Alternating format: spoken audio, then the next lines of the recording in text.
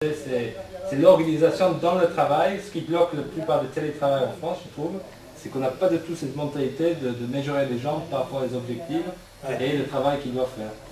Donc c'est très difficile après à dire, les managers, ils ont du mal à manager quelqu'un qui n'est pas là physiquement. Oui, non, mais ça c'est parce qu'en France, on est souvent dans des entreprises de type taylorienne, où il y a une hiérarchie très très forte, et c'est pas une société réinventée, entre guillemets, où en fait ceux qui font le travail arrivent à parler au patron. Généralement, ils passent par, par leur chef qui lui-même a un livre. Donc c'est un problème de structure. Il y a la pièce isolée, c'est super important, mais il y a aussi expliquer et réexpliquer et continuer de réexpliquer, à mon avis, très très longtemps à sa famille qu'on est au travail. On n'est pas à la maison, on est au travail. Parce que les enfants, eux, ils rentrent, ils passent, ils font le boucan, ils n'ont rien à faire.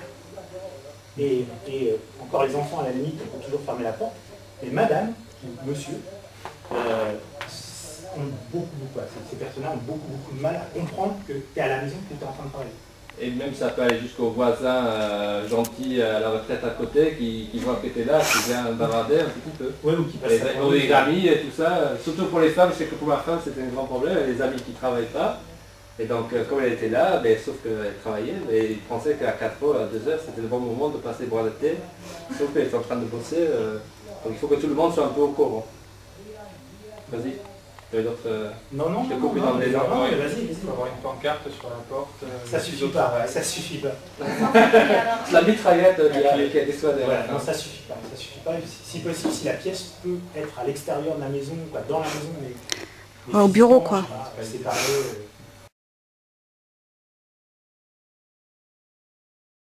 Non, mais moi je parle psychologiquement de soi-même.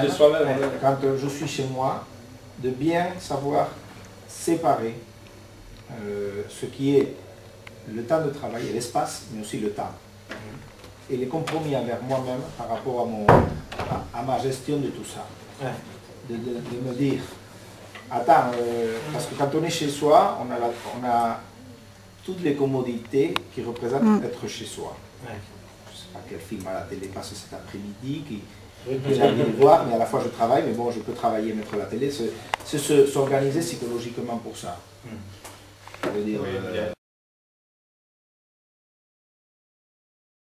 on avait une caméra en haut pour nous filmer, mais en fait à la fin on se sentait fliqué, donc n'importe qui à Paris pouvait nous regarder. Et eux ils avaient une caméra à côté de la machine à café, donc ils passaient boire le café, ils nous regardaient travailler en gros. Donc c'était pas très interactif, donc on a arrêté, on a coupé. Et on a mis une sorte de barrière. Et quand on avait des réunions, on se mettait la vidéoconférence, mais on ne laissait pas allumer tout le temps. Parce que sinon, tu as l'impression vraiment d'être dans un poisson rouge. C'est parce qu'à l'époque, c'était parce que moi j'ai arrêté ça en 2005, que ça c'était pas assez rodé, ça plantait un peu. On avait mis notre propre truc de vidéoconférence en place. Et sinon, le ICQ, c'était, je sais pas, à l'époque, c'était celle qui marchait le plus. Mais on était donc... il y a des grèves à Paris, les gens n'arrivaient pas à travailler, mais on avait l'équivalent numérique. On avait des fois que ICQ ou MSN tombaient en panne, donc il y avait un problème de réseau et donc on ne pouvait plus communiquer. Mais sinon, ça c'est... Voilà. Mais on n'avait pas investi, on n'a pas investi en rang, sauf le prix d'un webcam dans tout ce système. D'un point de vue légal, le patron est censé payer l'ordinateur, l'équipement de bureau, c'est-à-dire le bureau, la chaise et tout ce qui va bien, et la ligne internet.